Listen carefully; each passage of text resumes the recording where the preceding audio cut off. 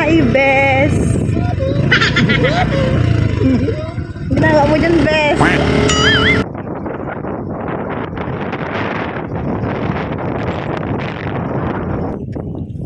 Bato niyan. Kalat-kalat. Ay, man! OMG! Ano ba naman yan? Napagod na yung motor namin, guys. Oh, no! Grabe naman. Hala yung fan ko. Hala, naputol. Yan kasi pinagod ba yung motor mo eh.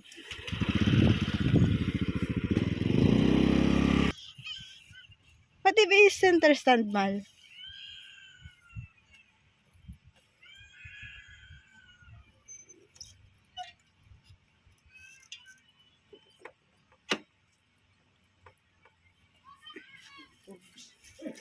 Ay, ano ba naman yan?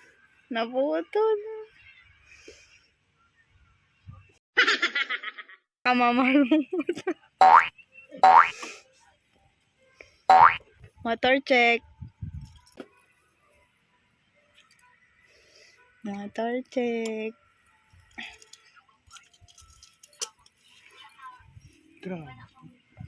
Anong masasabi mo? Anong masasabi mo? Okay ka naman, Honda Beat. Ayun, hindi na siya makaalis. Itali mo kaya, Charis. Ano yung kalabaw?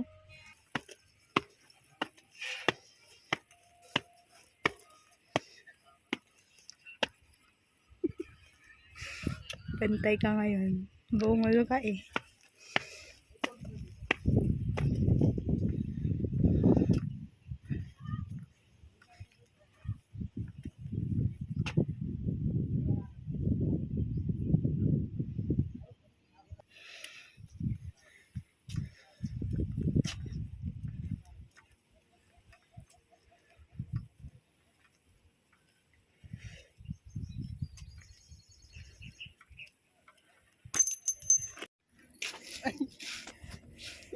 Dapat na dun ka lang. Bantay na yung motor mo. Pero okay na yun. Nakarating na tayo dito nang natumba dito. Isa sa daan tayo natumba. Sabagay. Di ba? Ano naman, check mo pa ako. Personality check. One, check. Boom, check. Oh, di ba? Napakaangas. Ano, nagdala tinali mo yung motor mo. Daming papaitan. Meron daw doon, Pauls. Direct, abot daw ang motor.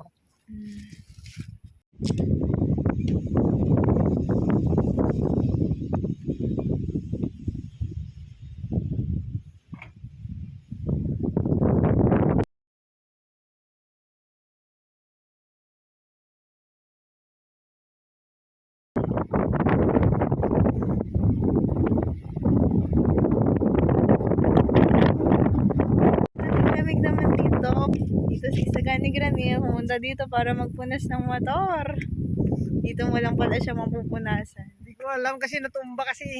Grabe. Tumba yung motor nung pinaraking ko doon sa loob.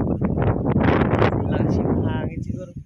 So guys, kahit nasa gitna ka ng kainitan, malamig pa rin. Oh.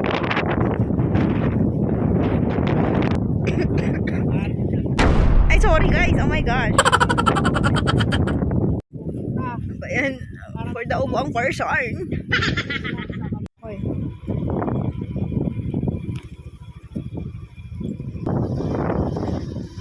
Saan tayo papunta guys? Mamarong turn tayo dito man. Long turn. Nakakatakot naman yung daan. Super pa-curve. Tayo dito mahal. Sobrang pa-curve na. Hindi na ata ito kasama eh. Tama ba ito? Basta mayroon pang Papunta na ata ito sa Encantadia. hindi ko maramat yung dulo. Kailangan taas na lang doon.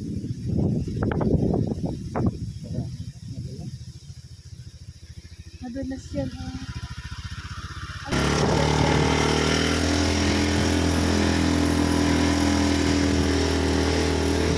tayong pupunta doon guys kasi papunta na yun ng Encantadia.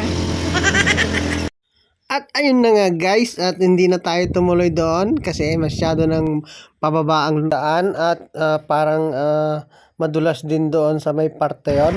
Kaya heto na tayo, patanaw-tanaw muna tayo sa ating mga paligid guys. At pag kayo ay pumunta dito ay siguraduhin nyo lamang na meron kayong service.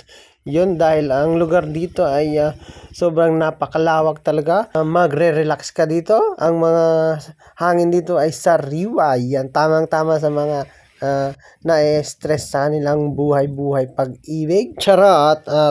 At nga pala, ang entrance fee natin dito ay nagkakahalaga lang na 20 pesos.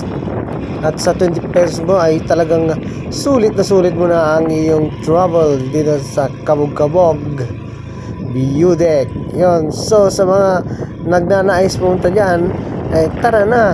Huwag na magpatumpik-tumpik pa. Let's go!